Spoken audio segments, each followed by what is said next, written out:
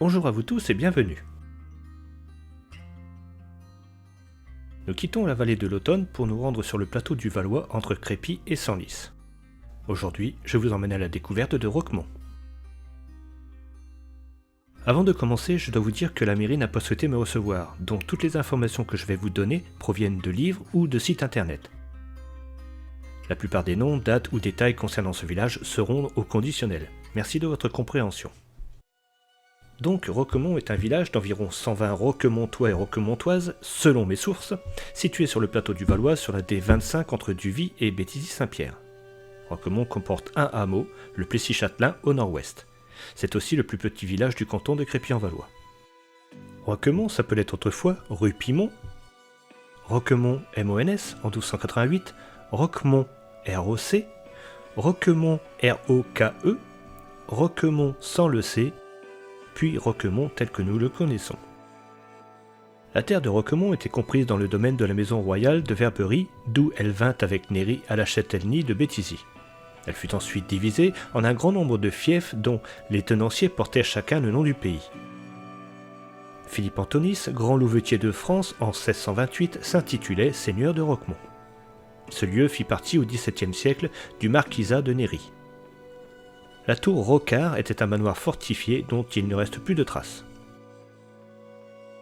Il semble que dans son histoire, Roquemont a été épargné par les guerres, les famines et les maladies. Le Plessis-Châtelain, le Plessier autrefois, était un fief appartenant au châtelain de Béthisy, d'où lui vient son nom. On y trouve une chapelle dédiée à Saint-Maur, dont le portail donne sur la route. La façade semble dater du XIVe siècle et le chœur, lui, fut reconstruit en 1529. Le Plessis-Châtelain est principalement composé de une ou deux exploitations agricoles. Il semble y avoir une ou deux fermes aussi à Roquemont et peut-être une autre récemment rénovée et réhabilitée en logement. L'église se trouve juste en face de cette dernière. L'église Saint-Laurent a été construite à la fin de la période romane vers 1130 et ne comporte qu'à l'origine un vaisseau unique. Elle est inscrite au monument historique depuis 1951. Régulièrement orientée, l'église se compose d'un petit porche devant le portail occidental, d'une nef sans fenêtre, de deux bas-côtés, d'un transept débordant avec deux croisillons et d'une abside à chevet plat. Une tourelle d'escalier occupe l'angle entre le bas-côté sud et le croisillon sud. Le transept et l'abside sont les seules parties de l'église qui sont voûtées d'ogives. La nef et les bas-côtés sont recouverts ensemble par une toiture unique à deux rampants.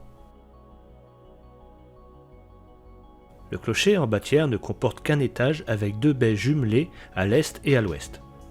À noter les deux fenêtres sur le bas-côté de style différent et mieux travaillées du côté du cimetière. Bien que je n'ai pas pu entrer à l'intérieur de cette superbe église, je vais quand même vous la décrire en regardant moi-même les photos de Wikipédia. La nef se compose de 3 travées et est coupée entre la deuxième et la troisième par un muret soutenant la grille de chœur en fer forgé de 1758. Derrière ce muret se trouvent des stalles avec miséricordes, je vous rappelle que les miséricordes sont les petits sièges que l'on trouve sur les stalles, et 2 très beaux pupitres en bois. Les bas-côtés sont très simples avec un autel dans une niche au nord et un autel avec retable au sud. Le maître-autel dans l'abside est surmonté d'un retable baroque. Les fonds baptismaux sont dans la première travée nord. L'église Saint-Laurent compte 3 éléments classés monuments historiques à titre objet. Les fonds baptismaux, une Vierge à l'enfant et la cloche en bronze de 1682. À noter une très belle croix dans le cimetière inscrite au monument historique en même temps que l'église. Retournons dans les rues du village. Roquemont est très joli à traverser, à pied bien sûr, pour voir les murs de ses maisons et les murets anciens parfois rénovés, mais toujours dans l'esprit d'autrefois. Roquemont est situé sur le vallon nord de la gorge du ruisseau Baybel. Ce ruisseau va se jeter dans la Sainte-Marie à Céry-Magneval. Il semblerait qu'il y ait eu des carrières dans la gorge de la Baybel. Il n'y a apparemment plus de commerce dans le village, mais il y avait encore un café en 1934. Pour les écoles, je n'ai aucune indication. Il y a une chambre d'hôte bien sympathique qui s'appelle la Roquerie, pour profiter du calme du village et bien situé entre Crépy-en-Valois, Béthisy-Saint-Pierre et Verberie. De quoi passer un week-end touristique très intéressant. Je vous mets le lien de la page internet dans la description.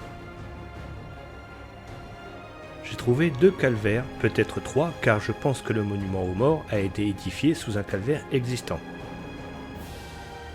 Il y en a un pratiquement en face de la chambre d'hôte et un autre à la sortie de Roquemont en direction de Tremilly, dont je pense, mais cela n'est que mon impression, que ce devait être à la base une croix en fer forgé car le socle beaucoup plus ancien ne cadre pas avec la simple croix actuelle. Mais ce n'est que mon impression. Il y en a aussi 2 au Plessis-Châtelain. Voilà, je pense avoir fait le tour de ce charmant village dans lequel j'adore flâner au rythme du chant des moineaux. Il est très facile de prendre la Grand Rue, la rue de l'Église, la rue des Bretons, et de s'imaginer au XIXe siècle et de s'attendre à voir un tombereau passer près de nous, ou un paysan prendre la rue avec ses vaches. Roquemont est peut-être le plus petit village du canton de Crépy-en-Valois, mais il est peut-être l'un des plus attachants. Je vous remercie de m'avoir suivi dans les rues de Roquemont et je m'excuse encore si j'ai commis des erreurs ou si j'ai oublié des éléments de l'histoire ou du patrimoine de Roquemont.